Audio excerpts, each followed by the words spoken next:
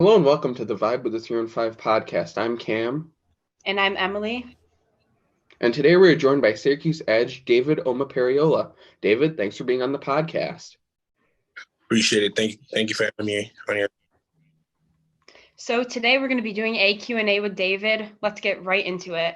First question is, what made you choose to come to Syracuse, and what has been your favorite part so far? So when I came on my official visit, this summer, it was like the family bond the team had. And like another thing that I factored into was major, because I was trying to major in engineering and stuff like that. It was a great experience. So Yeah, it seems like a lot of people are saying that when you come on your visit, it really seems like family and like everybody's like so cool here. So we love to see that everybody's so welcoming to you guys. Yeah, for sure. So the next question is, what is your favorite NFL team?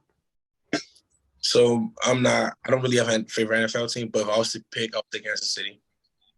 Ooh, the Chiefs. Another Chiefs fan. Congrats on the Super Bowl win. Appreciate it. Yeah. All right, so who is your favorite NFL player of all time? Of all time? So I'm not gonna lie, I just started watching the NFL like 6 years ago, so I'm not really big into it. But of all time, I probably say Tyreek Hill because I'm obsessed with like speed. So, and Tyreek is kind of fast. So definitely the cheetah. Yes, sir. Yeah. Yeah, we haven't been football fans for too long. We've just gotten like really into it recently. So like that, we're kind of in the same boat as you. Like we're just like getting into it for like big time now. I gotcha. So yeah, we did fantasy football this year, and that really helped us get into football a lot. So who's a current player in the NFL that you look up to? Honestly, I'm not gonna lie. I don't really have any player I look up to, but I would say Mahomes though. Mahomes definitely like MVP. I just like his status, and I just doesn't not play like great ball. Definitely. Exactly. What team are you most excited to play against this year? I would say Army. Ooh, that's a good answer. I saw that game on the schedule. I'm like, ooh, we're playing Army this year. Like, that's going to be a good game, I really think. If you could have anyone past or present on the defensive line with you, who would it be? And you could go 3 down or 4 down, whichever you prefer. I will. Okay, so Aaron Donald for sure. For sure, Aaron Donald. Chase Young. And probably Who'd you say? I'm sorry. TJ Watts from Pitts. So are you doing Watt off the edge and you off the edge and then Donald and Young in the middle, or how are you going there? This is gonna be a tough one because Chase is kind of off the edge. See, I'll put Chase inside and me and Watt be off the edge. That would be a scary defensive line to go against. Yeah. Oh my gosh. So who is your favorite artist to listen to? And is there a certain artist that hypes you up before a game or in the gym? So my favorite artist, rapper, I would say NBA. And it's this local rapper from Baltimore, Lil Scooter. So right before a game, always listen to Lil Scooter and Young Boy. Like this always do the jump. Yeah, Young Boy brings that energy. And you got to support your local guys. The next question. Obviously, it might be a little different this year since you're playing college ball now, but do you have any specific pregame rituals that you did in high school or ones that might carry over to your college games? So in high school, what I did, but I'm actually going to keep doing it at college at the same time. I used to like right before a game. Me personally, I just like looking in the mirror and just telling to myself just to embrace the moment and just capture everything right now, and just talk to myself, like a pregame, stuff like that. I'm definitely going to do that a lot, for the rest of my, football career because it helped me a lot. Yeah, I've never heard of that ritual, but that's a really good one. Like that's something that is really cool. Yeah. So we saw that you wore number 9 in high school. Is there a certain story behind that? And also, are you going to be bringing out number 9 again in college, or are you going to switch it up? Okay, so 9 in high school, that really started my junior year when I came in as a freshman, it was a guy, he won that from Woodlawn, and people just said we looked alike. And at that moment, 9 was like the one. So like the 9 was the like guy on the team, not one. 9 was always the guy on the team. So everybody wanted 9. So my junior year came, dude that transferred to another team. So I wanted to like for transferring, I wanted to like tell him transferring. I started wearing 9. And then we had like a rivalry going on and stuff like that to see who actually the 9 is and stuff like that. So that and That's in college, awesome. I'm gonna try to get 9. I don't really know yet, but I just talked to the equipment guy today, and I'm thinking about getting 18 because 9 times 2 is 18, and it would make sense to Yep. get it.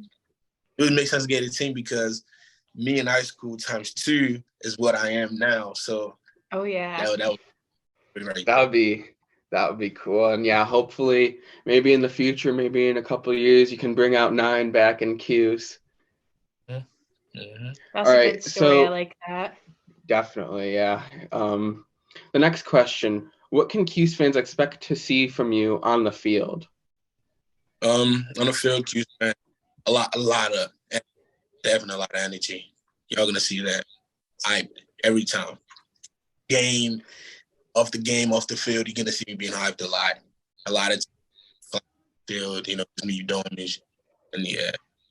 Yeah, the mob really seemed hype last year. I can definitely see it being the same way this year, crazy out there and everybody's hyped up out of their minds, and it's what we need out there. Yeah, when the players get hyped up, so does the crowd. So it gets really loud there in the dome. Exactly. Then it makes it hard for the other team to do anything. So when you guys get hyped, the crowd gets hyped. So when you're not on the field or in the gym, what are some of your other hobbies? So if I'm not in the gym, most of the time I'm always busy. I have a really busy schedule. Like I'm reading, like that.